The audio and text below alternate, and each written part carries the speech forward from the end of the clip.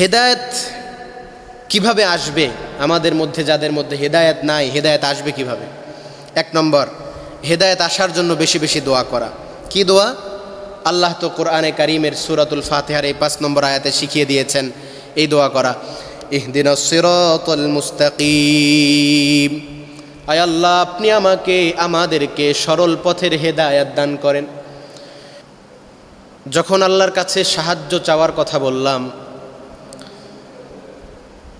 তখন আল্লাহ তাআলা কেমন যেন আমাদেরকে বলছেন, আমি তোমাদেরকে কিভাবে সাহায্য করব। তখন বান্দা আল্লাহর কাছে সাহায্য চেয়ে বসলো, ইহদিনাস সিরাতাল মুস্তাকিম। আয় আল্লাহ, আপনি আমাদেরকে সঠিক পথে পরিচালিত করুন। এখন প্রশ্ন হলো, আমরা এখানে মসজিদে সবাই নামাজ পড়তে এসেছি। নামাজ কারা পড়ে? যাদের হেদায়েত আছে তারাই নামাজ পড়ে। আল্লাহর কাছে আমরা হেদায়েত চাইলাম, কিন্তু আমাদের তো হেদায়েত আছে। হেদায়েত আছে দেখেই আমরা নামাজ পড়তে এসেছি। আমাদের হেদায়েত আছে দেখেই আমরা তাফসিরুল কোরআনে বসেছি।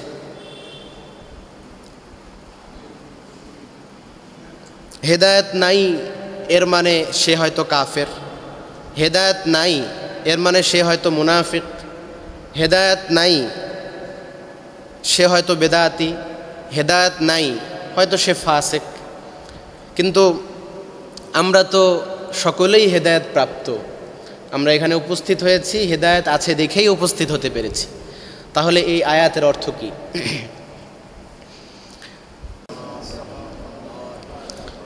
আলহামদুলিল্লাহ, আলহামদুলিল্লাহি ওয়া কাফা ওয়া সালামুন আলা ইবাদিহিল্লাযীনা ইসতাফা। أما بعد فأعوذ بالله من الشيطان الرجيم. بسم الله الرحمن الرحيم. الحمد لله رب العالمين الرحمن الرحيم مالك يوم الدين إياك نعبد وإياك نستعين اهدنا الصراط المستقيم صراط الذين أنعمت عليهم غير المغضوب عليهم ولا الضالين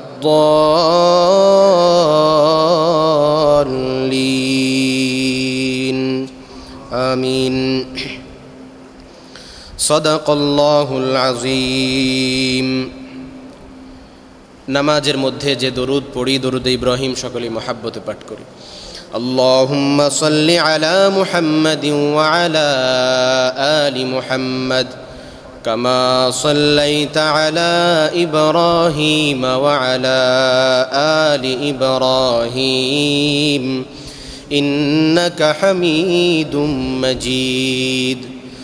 اللهم بارك على محمد وعلى آل محمد كما باركت على إبراهيم وعلى آل إبراهيم إنك حميد مجيد.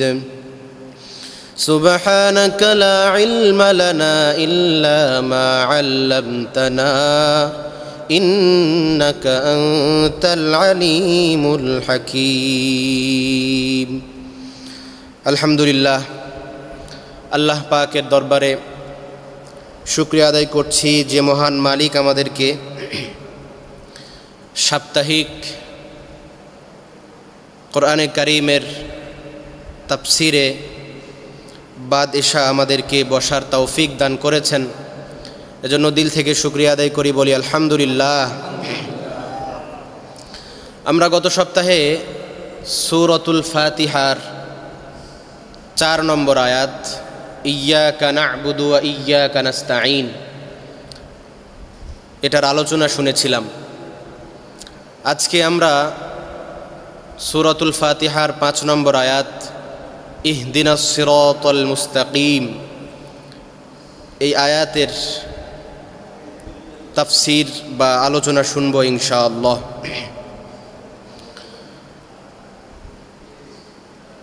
ইহদিনাস সিরাতাল মুস্তাকিম 5তম আয়াতে গিয়ে আমরা আল্লাহর কাছে বলছি, আল্লাহ আপনি আমাদেরকে সরল পথে পরিচালিত করুন, আপনি আমাদেরকে সঠিক পথ দেখান।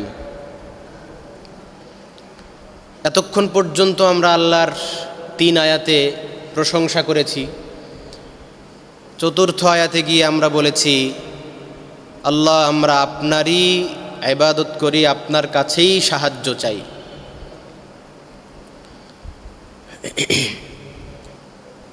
যখন আল্লাহর কাছে সাহায্য চাওয়ার কথা বললাম, তখন আল্লাহ তাআলা কেমন যেন আমাদেরকে বলছেন, আমি তোমাদেরকে কিভাবে সাহায্য করব।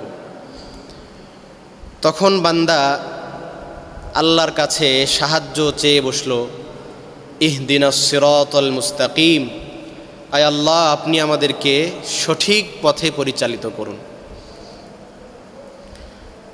এখন প্রশ্ন হলো, আমরা এখানে মসজিদে সবাই নামাজ পড়তে এসেছি। নামাজ কারা পড়ে? যাদের হেদায়েত আছে তারাই নামাজ পড়ে। আল্লাহর কাছে আমরা হেদায়েত চাইলাম, কিন্তু আমাদের তো হেদায়েত আছে। হেদায়েত আছে দেখেই আমরা নামাজ পড়তে এসেছি, আমাদের হেদায়েত আছে দেখেই আমরা তাফসিরুল কোরআনে বসেছি।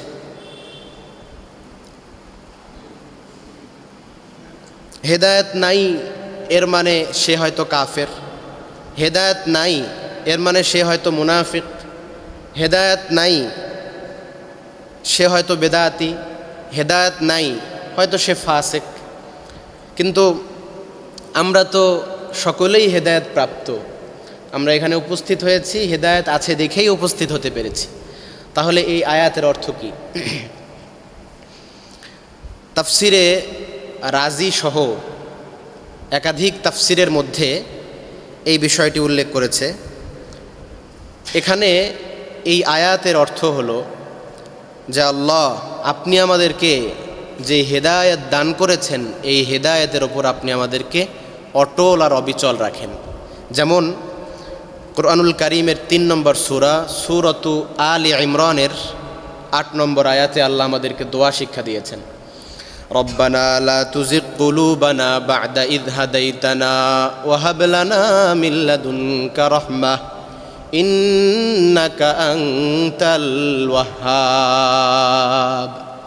আল্লাহর কাছে আমরা দোয়া করছি, হে আমাদের প্রতিপালক, আপনি আমাদেরকে হেদায়েত দেওয়ার পরে আমাদের অন্তরকে আপনি বক্র করে দিয়েন না। তার মানে হেদায়েত আপনি আমাদেরকে দিয়েছেন, এটার ওপর অটল আর অবিচল রাখেন।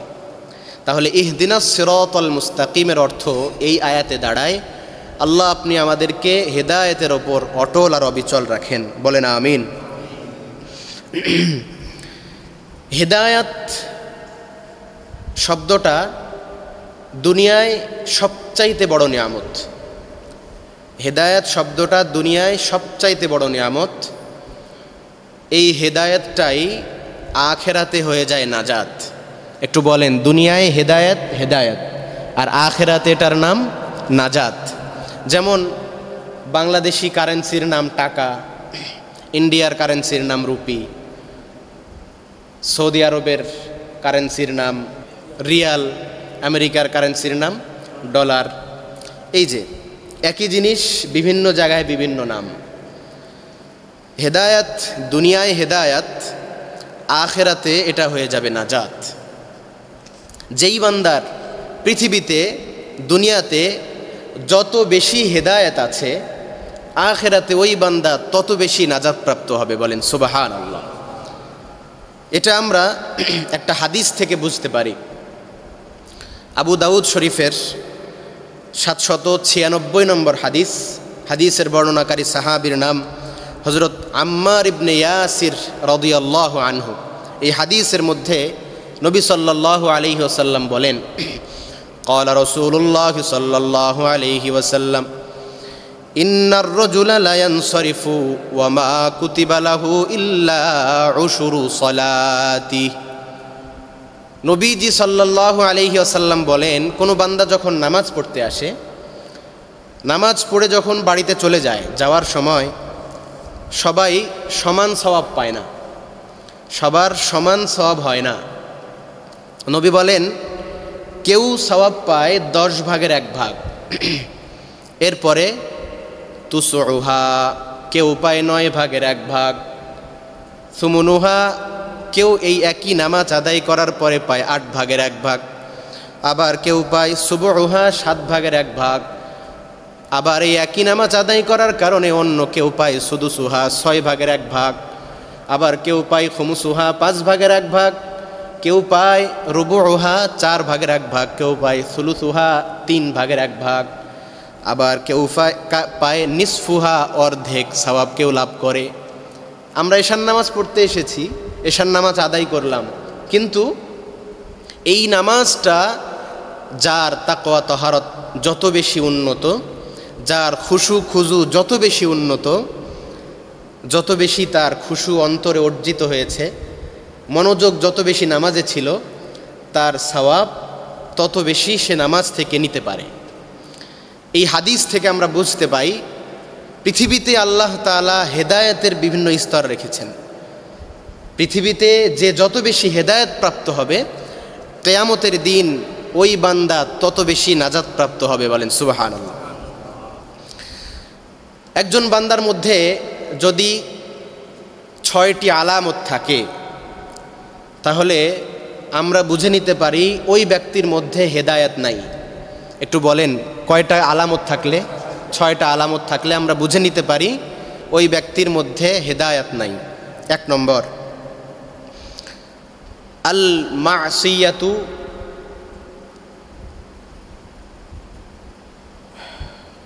মাআল কিবির, অহংকার করে গুনাহ করা। একটা তো স্বাভাবিক গুনাহ আছেই, কিন্তু অহংকার করে, অহংকার বশত গুনাহ করছে। একটা উদাহরণ দিলে বুঝবেন। কেউ পাশাপাশি 2 জন বাড়িতে বসবাস করে, একজনের মেয়ের বিয়ে হয়েছে 15 দিন আগে, কোনো কারণবশত প্রতিবেশী তাকে দাওয়াত দেয় নাই। আরও 1 মাস পর আরেকজন প্রতিবেশীর মেয়ের বিয়ে। পরে যার মেয়ের বিয়ে, এসে চিন্তা করছে, তুই আমারে দাওয়াত দেস নাই, আমি দেখায় দিব আমার মেয়ের বিয়ে কাকে বলে। বিশাল আয়োজন, গান বাদ্যযন্ত্রের অভাব নাই। উনি ডিজে পার্টি করে পুরো এলাকাকে, বিশেষ করে ওই প্রতিবেশী ব্যক্তিকে জানিয়ে দিতে চায় যে দেখ আমার মেয়ের বিয়ে কেমন হয়। সে অহংকার বশত, অহংকার করে এই যে গান বাদ্যযন্ত্রের আয়োজন করেছে। আমরা বুঝে নিতে পারি এই ধরনের যেই সমস্ত ব্যক্তি আছে, এই ব্যক্তির হেদায়েত নাই, এই ব্যক্তির হেদায়েত নাই। 2 নম্বর,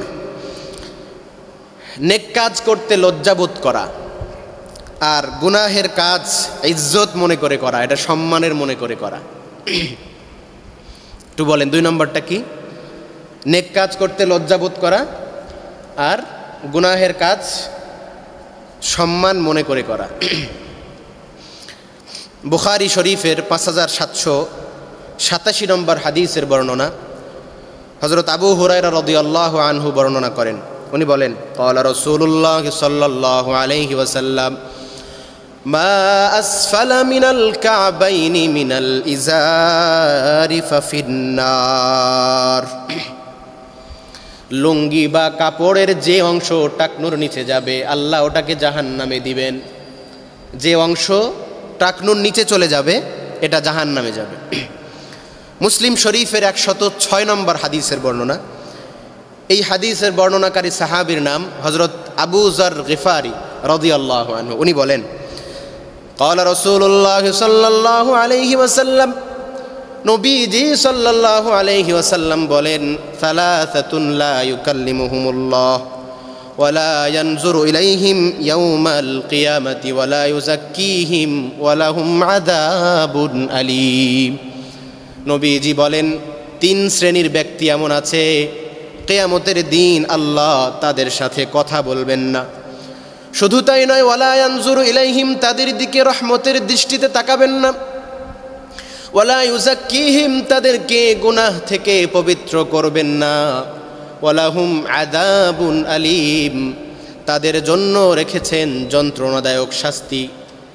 3 শ্রেণীর ব্যক্তির মধ্যে 1 নম্বর ব্যক্তি হলো আল মুসবিল, যেই ব্যক্তি নিজের কাপড় টাকনুর নিচে পড়ে থাকে, নিজের কাপড় অহংকার বশত টাকনুর নিচে পড়ে।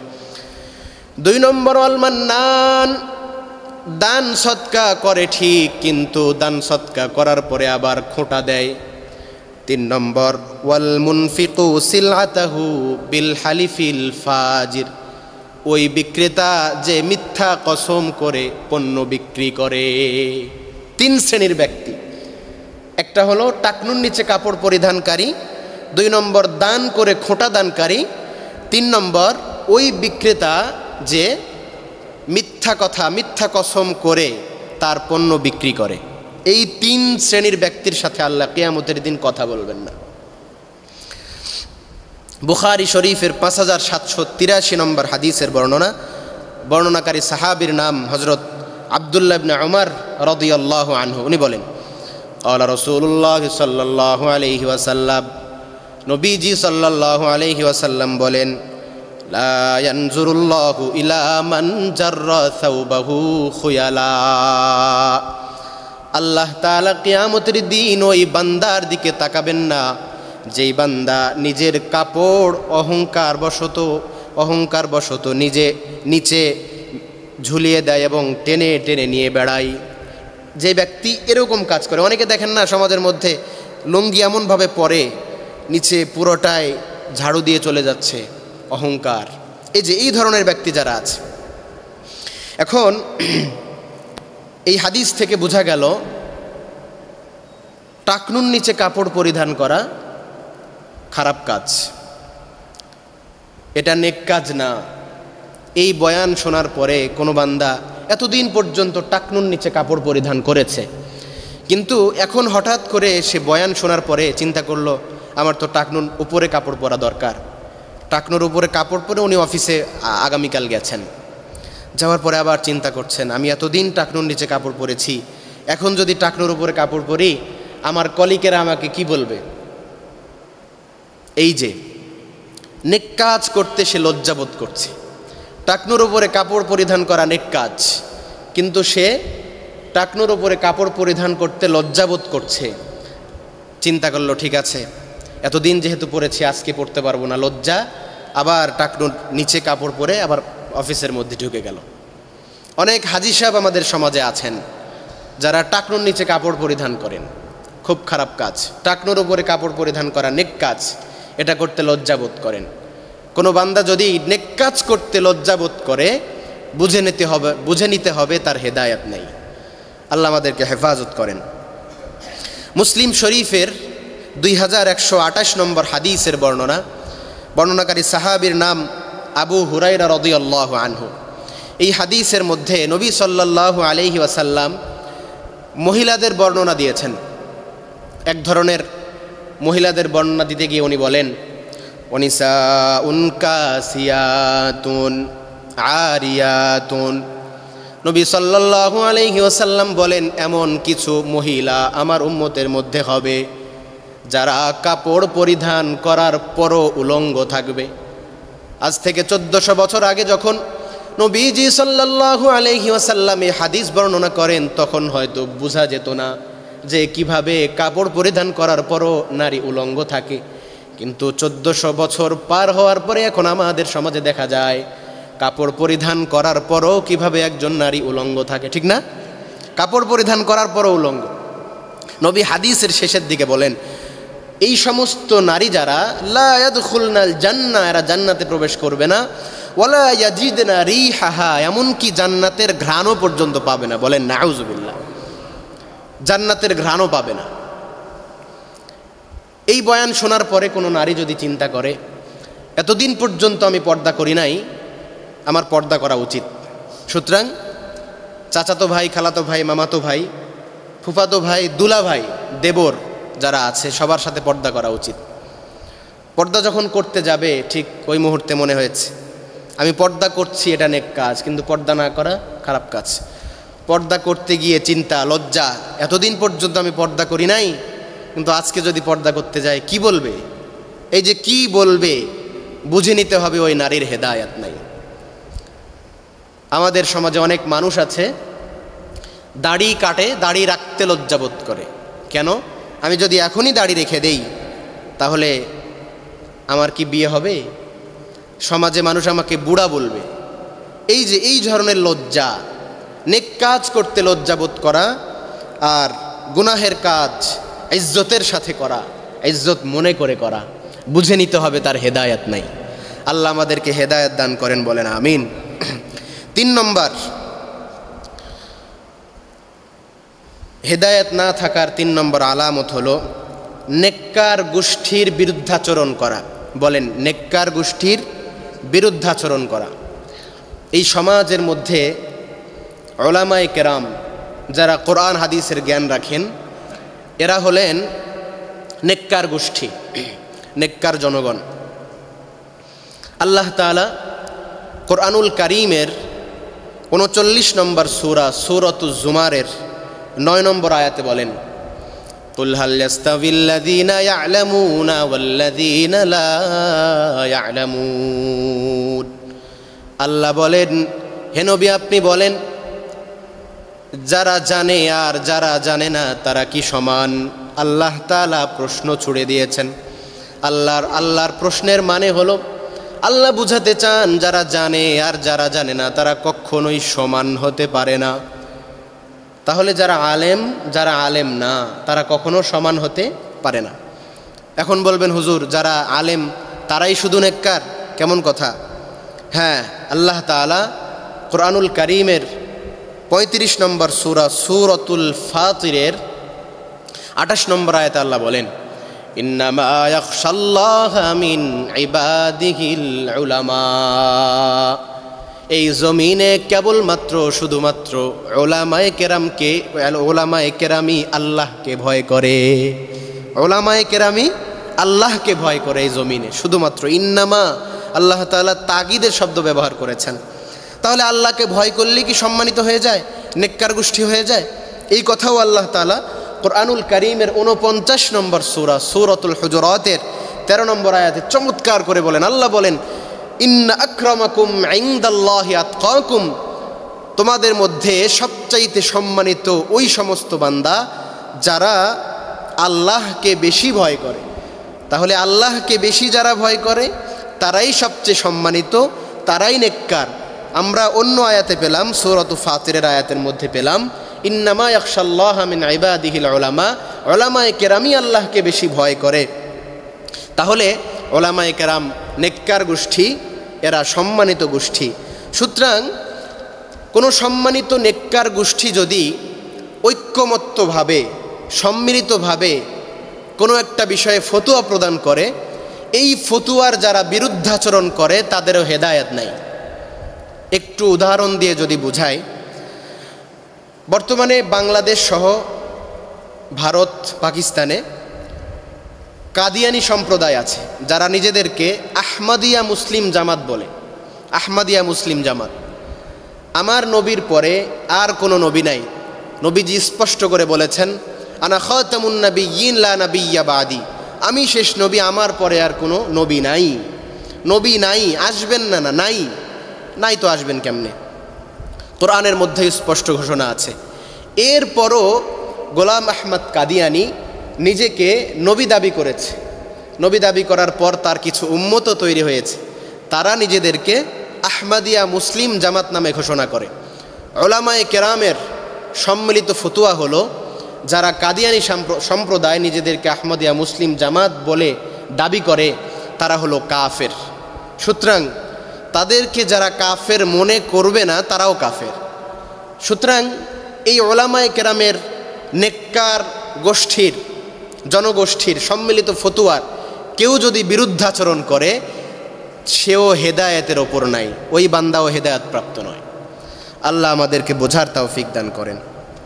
4 নম্বর হেদায়েত না থাকার আলামত হলো দিনের কথা যার কাছে বিরক্তিকর মনে হয়। আপনি নামাজে আসছেন, দোকানে একজন ভাইয়ের সাথে দেখা হলো, আপনার বন্ধু, ভাই চলেন নামাজ পড়তে যাই, তো সে অন্য মনস্ক আপনার দিকে গুরুত্ব দিচ্ছে না। আপনি আবার বললেন ভাই চলো নামাজ পড়ে আসি, এই যা তো নামাজ পড়ে কি হবে, ইমান ঠিক আছে। এই যে এরকম বলে না অনেক মানুষ, দিনের কথা বিরক্তিকর মনে হচ্ছে, বিরক্ত লাগছে তার কাছে। এরকম কারো যদি মনে হয় বুঝে নিতে হবে তার হেদায়েত নাই। 5 নম্বর, হেদায়েত না থাকার আলামত হলো হিংসা। আমাদের সমাজে হিংসা এত বেশি বেড়ে গেছে, হিংসার সয়লাব।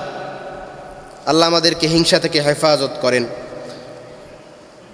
ইবনুল কাইয়িম আল জাওজিয়াহ রাহিমাহুল্লাহ বলেছেন, বর্তমান সমাজে যত গুনাহ হয় এই সমস্ত গুনার 3টা ইঞ্জিন আছে। কয়টা ইঞ্জিন? 3টা ইঞ্জিন। 1 নম্বর হলো অহংকার, 2 নম্বর লোভ, 3 নম্বর হিংসা। 3টা ইঞ্জিনের ড্রাইভার হলো 2টা, একটা নফস আর একটা রাগ। তাহলে 3টা ইঞ্জিন, অহংকার, লোভ, হিংসা, এই 3 ইঞ্জিনকে চালায়, ড্রাইভার হলো 2টা, নফস, রাগ। আর এই নফস আর রাগ এই দুটোকে আবার ট্রাফিক মানে নিয়ন্ত্রণ করে মিস্টার ইবলিস। মিস্টার ইবলিস এই 3টাকে নিয়ন্ত্রণ করে। কিভাবে? যখন আল্লাহ তাআলা বললেন তুমি আদমকে সেজদা করো, তখন ইবলিস কি বলেছিল? আল্লাহ যখন সেজদা করতে বললেন তখন সে সেজদা করছে না। আল্লাহ তাআলা সূরাতুল আরাফের 12 নম্বর আয়াতে আল্লাহ বলছেন, ক্বালা মা মানাআকা আল্লা তাসজুদা ইয আমারতুক। আল্লাহ বলছেন কোন জিনিস তোমাকে সেজদা, আদমকে সেজদা করতে বাধা দিল অথচ আমি তোমাকে আদেশ করেছি? ইবলিস বলে ক্বালা আনা খায়রুম মিন, আমি তো আদমের চেয়ে শ্রেষ্ঠ। খলাকতানি মিন নারিন ওয়া খলাকতাহু মিন তিন। আল্লাহ আপনি আমাকে আগুন থেকে বানাইছেন আর আদমকে বানাইছেন মাটি থেকে। সুতরাং আগুনের গুণ হলো ঊর্ধ্বমুখী আর মাটির গুণ হলো নিম্নমুখী। ঊর্ধ্বমুখী গুণওয়ালা একটা বস্তু দিয়ে সৃষ্ট বস্তু, সৃষ্ট ইবলিস কিভাবে আদমকে সেজদা করে? অসম্ভব, সেজদা করবে না। অহংকার, নিজের মধ্যে অহংকার আর হিংসা, আর সেজদা করা যাবে না, মাটি। তাহলে যার মধ্যে হিংসা আছে সে হেদায়েত প্রাপ্ত নয়। তাহলে অহংকার, হিংসা, লোভ এগুলো দূর করার কি কোনো বুদ্ধি নাই? অবশ্যই আছে। অহংকার দূর করার একটা চমৎকার ওষুধ কি জানেন? চমৎকার ওষুধ হলো সালাম দেওয়া। আপনি কিসের অহংকার করেন? টাকার অহংকার করেন। যার টাকা নাই তার কাছেই তো করেন। যার টাকা নাই তার কাছে গিয়ে আসসালামু আলাইকুম ওয়া রাহমাতুল্লাহ। আপনি যদি সালাম দিতে পারেন একজন অসহায়ের কাছে, যাকে দেখে আপনি অহংকার করেন যার কাছে, তাহলে আপনার এই অহংকার আর থাকবে না। অহংকারের প্রতিষেধক হলো সালাম দেওয়া। আল্লাহ আমাদেরকে বেশি বেশি সালাম দেওয়ার তৌফিক দান করেন। হিংসা আছে না, হিংসা? আপনি কি দেখে হিংসা করেন? আপনার পাশের জন সে 5 তলা বাড়ি করে ফেলেছে, আপনার হিংসায় সারা রাত ঘুম হয় না। পাশ দিয়ে একজন বিশাল মাছ নিয়ে যাচ্ছে, আপনার হিংসায় অবস্থা খারাপ। এই যে হিংসা আসে, যখন হিংসা আসবে, হিংসার প্রতিকার, হিংসার প্রতিষেধক, হিংসার ওষুধ হলো যার ব্যাপারে আপনার হিংসা হয়েছে তার জন্য আপনি দোয়া করবেন। আপনার পাশের বাড়ির একজন, পাশের যে 5 তলা বিল্ডিং তুলেছে তার জন্য হাত তুলে দোয়া করলেন, আল্লাহ যে বান্দা 5 তলা বিল্ডিং তুলেছে ওই ভাইকে আপনি আরও বড় বড় বিল্ডিং করার তৌফিক দান করেন, যেটা তুলেছে এটা ভালো রাখেন এবং মজবুত করে দেন। এভাবে যদি আপনি দোয়া করতে থাকেন আপনার মধ্যে হিংসা জীবনও কাজ করবে না। সাংঘাতিক ওষুধ এটা। এরপরে লোভ। লোভ আবার 3 প্রকার। একটা হলো টাকার লোভ। এই টাকার লোভ কিভাবে যাবে? টাকার লোভ যেতে হলে এটার ওষুধ হলো বেশি বেশি দান সৎকা করা। যখন আপনি বেশি বেশি দান সৎকা করবেন তখন লোভটা আস্তে আস্তে কেটে যাবে। আরেকটা লোভ হলো ক্ষমতার লোভ। ক্ষমতার লোভ যখন আসবে তখন কি করতে হবে? যারা ক্ষমতা লোভী না, এই সমস্ত নেককার উলামায়ে কেরামের কাছে তাদের সোহবতে যেতে হবে। ক্ষমতার লোভ তখন আস্তে আস্তে এই সোহবতের বদৌলতে কেটে যাবে। আর 3 নম্বর যে লোভ, সেটা হলো পুরুষ যদি হয় নারীর লোভ। এমন যদি হয় তাহলে আল্লাহ তাআলা কোরআনে কারীমের সূরাতুল মুমিনের মধ্যে বলে দিয়েছেন, মুমিনুনের মধ্যে, সূরাতুন নূরের মধ্যে আল্লাহ বলে দিয়েছেন দৃষ্টি অবনত রাখার জন্য, মুমিনদেরকে দৃষ্টি অবনত রাখার জন্য। আর নারী হয়ে যদি পুরুষের লোভ হয় তাহলে কি করতে হবে? তাকে পর্দানসীন হতে হবে, ঘর থেকে বের হওয়া যাবে না। আল্লাহ তাআলা কোরআনে বলেছেন একজন নারী যেন কখনো ঘর থেকে বের না হয়, ঘর থেকে বের হলে পর্দার সাথে বের হতে হবে। আল্লাহ আমাদেরকে এই সমস্ত বিষয়গুলি বোঝার তৌফিক দান করেন। হেদায়েত না থাকার 6 নম্বর আলামত হলো হাদিস আসার পরেও ভুল আমলের মধ্যে লিপ্ত থাকা।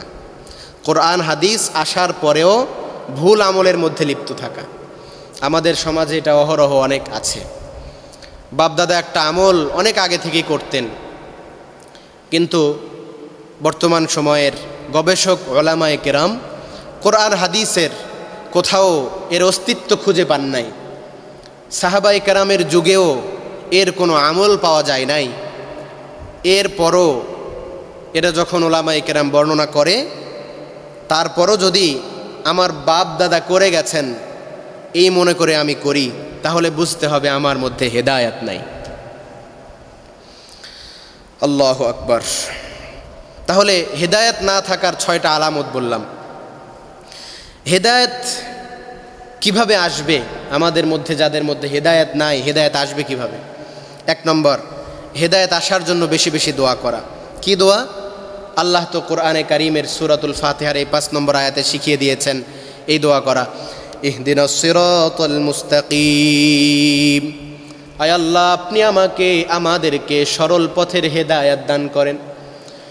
2 নম্বরে এই দোয়া বেশি বেশি করা, সূরাত আলে ইমরানের 8 নম্বর আয়াত, রব্বানা লা তুযিগ কুলুবানা বা'দা ইয হাদাইতানা ওয়া হাব লানা মিন লাদুনকা রাহমাহ ইন্নাকা আনতাল ওয়াহ্হাব।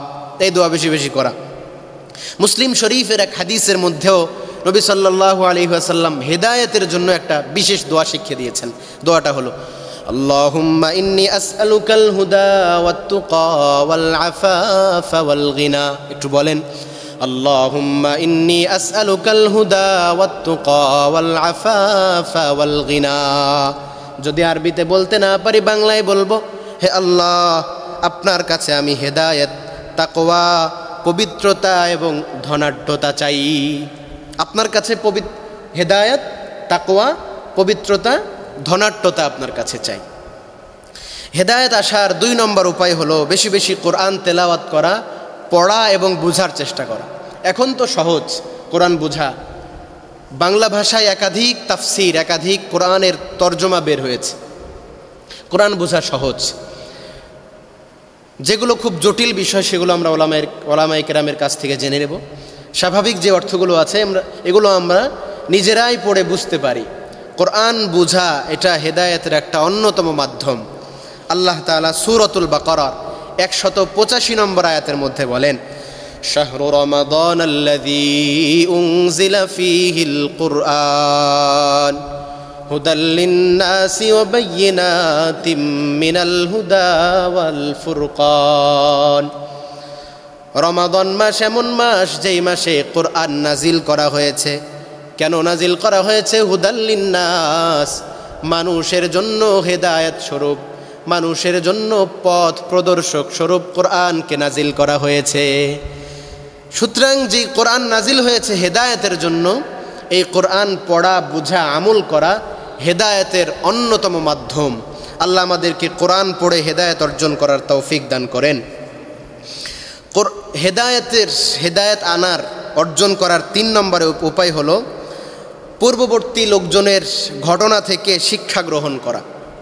সূরাতুল ফুরকানের 27-28 নম্বর আয়াতের মধ্যে আল্লাহ তাআলা একটা ঘটনার প্রেক্ষিতে দুটো আয়াত নাজিল করেছেন। আমরা আলোচনা করেছিলাম এক জুমায়, মক্কার একজন কাফের ছিল উকবা ইবনে আবি মুঈত। এই লোকটা নবীজি সাল্লাল্লাহু আলাইহি ওয়াসাল্লাম সহ আরও মক্কার নেতৃস্থানীয় লোককে দাওয়াত করে। যখন খাবার খাবে ঠিক এই মুহূর্তে নবী সাল্লাল্লাহু আলাইহি ওয়াসাল্লাম বলেন, ততক্ষণ পর্যন্ত আমি তোমার খাবার গ্রহণ করব না যতক্ষণ পর্যন্ত তুমি ঈমান না আনছো। বাধ্য হয়েই উকবা ইবনে আবি মুঈত কালেমা পড়ে মুসলমান হয় উপস্থিত। এরপর মজলিস শেষ হয়ে যাওয়ার পরে উকবা ইবনে আবি মুঈতের একজন খুব কাছের বন্ধু ছিল, নাম উমাইয়া ইবনে আবি খলফ। সে উকবা ইবনে আবি মুঈতকে বলে, কি কাজ করলি তুই? সামান্য খাবারের জন্য তুই মুসলমান হয়ে গেলি? এই কথা তাকে যখন বলেছে, তখন উকবা ইবনে আবি মুঈত বলে, কি করতে হবে আমাকে? বলে, এখন তুই নবীর কাছে যাবি, মুহাম্মাদের কাছে যাবি, গিয়ে নগদে তার মুখের ওপরে থুথু নিক্ষেপ করে তুই মুহাম্মাদের কালিমা ফিরিয়ে দিয়ে আসবি। বলেন নাউজুবিল্লাহ। উকবা ইবনে আবি মুঈত বন্ধুর পাল্লায় পড়ে সে যাওয়ার জন্য দুঃসাহস করলো, চলে গেল নবীর কাছে। যাওয়ার পরে বলল, মুহাম্মদ, আমি তোমার কালিমা এটা আমি উপস্থিত ফিরিয়ে দিচ্ছি। উকবা ইবনে আবি মুঈত কালিমা ফিরিয়ে দিয়ে চলে আসলো। আল্লাহ তাআলা সূরাতুল ফুরকানের 27 নম্বর আয়াত নাজিল করলেন। আল্লাহ বললেন, ওয়ায়াউমা ইয়া'আদ্দুয যালিমু আলা ইয়াদাইহি ইয়াকুল ইয়া লাইতানি ইত্তাখাযতু মা'আর রাসূলি সাবিলা। কিয়ামতের দিন জালেম তার হাত কামড়াবে আর বলবে, ইয়া লাইতানি, হায় আফসোস, ইত্তাখাযতু মা'আর রাসূলি সাবিলা, আমি রসূলের সাথে কেন চলতে পারি নাই পথ।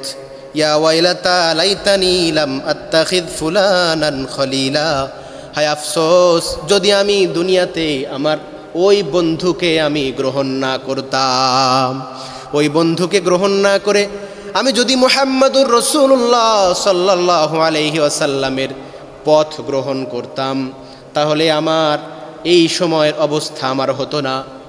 এজন্য পূর্ববর্তী লোকজনের যে ঘটনা আছে, এই ঘটনা থেকে আমাদেরকে শিক্ষা নিতে হবে। কি শিক্ষা? সে যেমন বন্ধুর পাল্লায় পড়ে ঈমান হারিয়েছে, আমাদেরকেও এমন বন্ধু পরিত্যাগ করতে হবে যারা আমাদেরকে নাস্তিক বানায়। ওই বন্ধু পরিত্যাগ করতে হবে যারা আমাকে নামাজ থেকে বিরত রাখে। ওই বন্ধুকে পরিত্যাগ করতে হবে যারা নাচের আড্ডায় নিয়ে যায়, মদের আড্ডায় নিয়ে যায়। আল্লাহ আমাদেরকে হেফাজত করেন। হেদায়েত আসার 4 নম্বর মাধ্যম হলো উলামায়ে কেরামের বেশি বেশি সোহবতে যাওয়া, সংস্পর্শে যাওয়া। তাদের কাছে গেলে দেখবেন যে আপনার অন্তরে নূর পয়দা হবে, হেদায়েত আস্তে আস্তে পাবেন।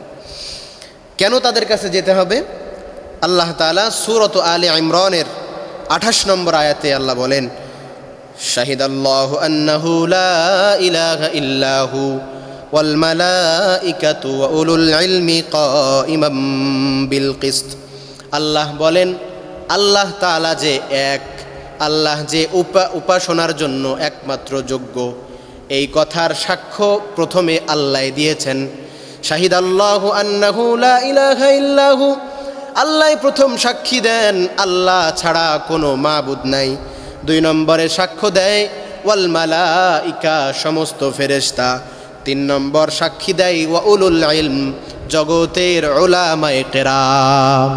আল্লাহ যে আল্লাহ এ ব্যাপারে 3 নম্বরে সাক্ষী দিয়েছে উলামায়ে কেরাম। সুতরাং উলামাদের কাছে, উলামাদের সংস্পর্শে গেলে আল্লাহ তাআলা হেদায়েতের নূর দান করবেন ইনশাআল্লাহ। আল্লাহু আকবার। এখানে ইহদিনাস সিরাতাল মুস্তাকিম এই আয়াত হেদায়েতের দোয়া আল্লাহ শিখিয়েছেন। পৃথিবীতে এত দোয়া থাকতে আল্লাহ হেদায়েতের দোয়া কেন শিখালেন, এই কথা বলি, আজকের আলোচনা শেষ করব ইনশাআল্লাহ। হেদায়েতের দোয়া আল্লাহ কেন শিখালেন? সহিহ বুখারীর 4772 নম্বর হাদিস।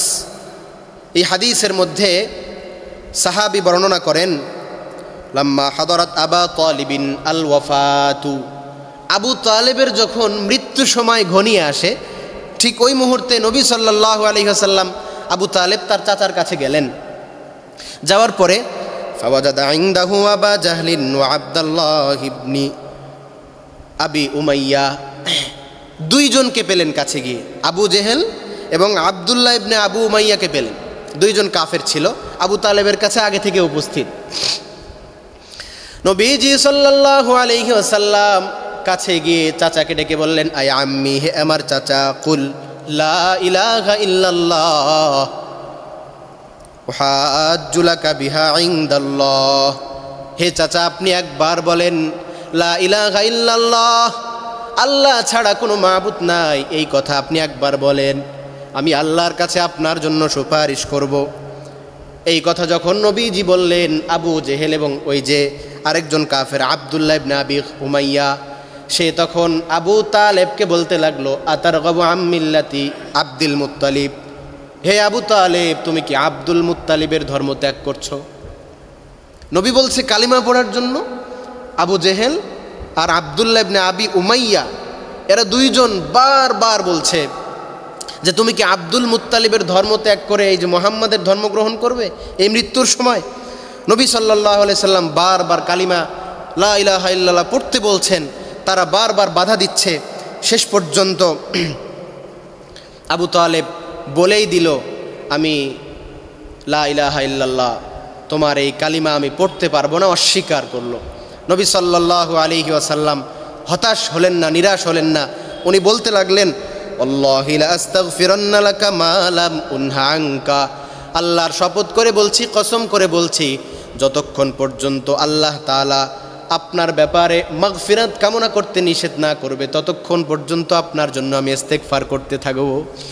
নবীজি সাল্লাল্লাহু আলাইহি ওয়াসাল্লামের এই কথা প্রেক্ষিতে আল্লাহ তাআলা সূরাতুত তাওবার 113 নম্বর আয়াত নাজিল করলেন। আল্লাহ বললেন, মা কানা লিন-নাবিয়্যি ওয়াল্লাযীনা আমানু আন ইস্তাগফিরু লিল মুশরিকিন।